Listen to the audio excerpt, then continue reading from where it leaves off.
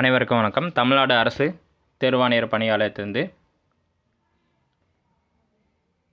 ரொம்ப ஒரு முக்கியமான அப்டேட் கொடுத்துருக்காங்க டிஎன்பிஎஸ்சி சைட்லேருந்து.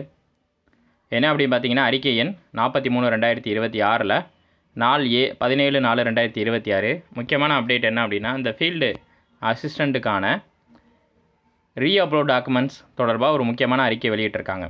தமிழ்நாடு அரசு பணியாளர் தேர்வு வாரியத்தின் அறிக்கை எண் 10/2025. அதாவது இந்த 10th மற்றும் ஐடிஐ லெவலுக்கான அந்த பணி நாள் 13/06/2025 அங்கீகரிக்கப்பட்ட ஒருங்கிணைந்த தொழில்நுட்ப பணிகள் பட்டயம் மற்றும் தொழிற்பயிற்சி நிலை பணிகளில் அடங்கிய பதவிகளுக்கான காலி பணியிடங்களில் நேரடி நியமனம் செய்வதற்கு தேர்வர்களால் பதிவேற்றம் செய்யப்பட்ட சான்றிதழ்கள் ஆவணங்கள் சரிபார்க்கப்பட்டன. சரிபார்ப்புக்கு பின்னர் சில சான்றிதழ்கள் ஆவணங்கள் முழுமையாக சரியாக பதிவேற்றம் செய்யப்படாமல் குறைபாட்டுடன் உள்ளது கண்டுபிடிக்கப்பட்டுள்ளது. அதாவது என்ன சொல்கிறாங்கன்னா, டாக்குமெண்ட்ஸ்க்கு 1:3 ரேஷியோலையோ அல்லது 1:5 ரேஷியோலையோ பர்டிகுலர் கேண்டிடேட் எல்லாம் கூப்பிட்டுருந்தாங்க. அவங்களுடைய டாக்குமெண்ட்ஸ் அப்லோட் பண்ணதில் ஒரு சில ரெட்டிஃபை பண்ண வேண்டிய குறைகள் இருக்குது அப்படின்னு சொல்லியிருக்காங்க. எனவே இத்தகைய தேர்வர்கள் 17/4/2026 முதல் 26/4/2026 வரை 17/4/2026 முதல் 26/4/2026 வரை விடுபட்ட மற்றும் முழுமையான சான்றிதழ்களை ஆவணங்களை மீள் பதிவேற்றம் செய்ய, அதாவது ரீஅப்லோட் த டாக்குமெண்ட்ஸ், குறைகளை சரி செய்ய இறுதி வாய்ப்பு வழங்கப்படுகிறது. மேற்படி தேர்வர்களின் பதிவெண்களை கொண்ட பட்டியல் தேர்வாணையத்தின் இணையதளத்தில் பதிவேற்றம் செய்யப்பட்டுள்ளது. இது தொடர்பான குறிப்பாணை தமிழ்நாடு அரசு பணியாளர் தேர்வாரிய இணையதளத்தில் பதிவேற்றம் செய்யப்பட்டுள்ளது. இத்தகவல் தேர்வர்களுக்கு குறுஞ்செய்தி, மின்னஞ்சல் ஆகியவற்றின் வழியாக தெரிவிக்கப்பட்டுள்ளது.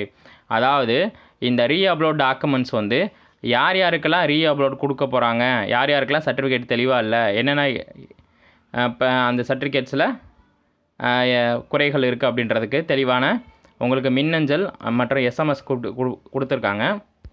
மேலும் அத்தேர்வர்கள் அனைவரும் குறிப்பாணையில் தெரிவிக்கப்பட்டுள்ள சான்றிதழ்கள் அல்லது ஆவணங்களை தேர்வாணைய இணையதளத்தில் அவர்களுடைய ஒருமுறை பதிவு கணக்கு, அதாவது ஓடிஆர் அக்கௌண்ட்டோட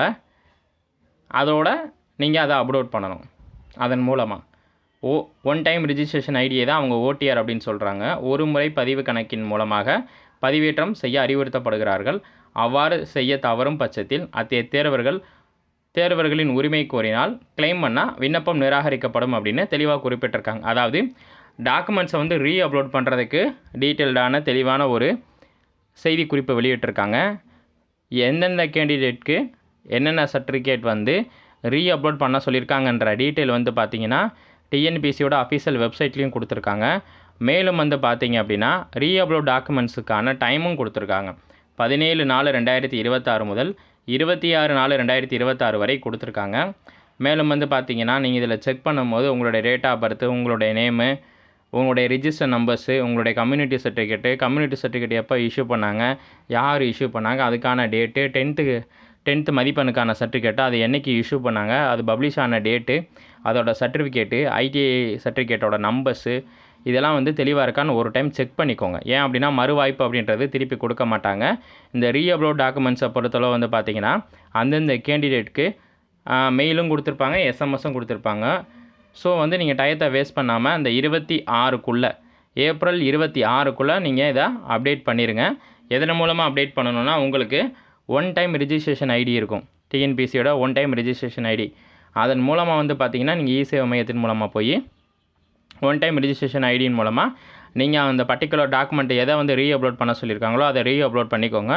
மேலும் இந்த பதவிக்கு விண்ணப்பிக்கும் போது என்னென்ன விவரங்கள் கொடுத்தீங்களோ அது சம்மந்தமான டேட்டாவும் கையில் வச்சுக்கோங்க. ஏன் அப்படின்னா நம்ம என்னென்ன டேட்டாக்கள் கொடுத்தோம் அப்படின்றத அதை வரிசையாக தான் நீங்கள் ரீஅப்லோட் பண்ணணும். ஒன் பின் ஒன் மாற்றி பண்ணக்கூடாது.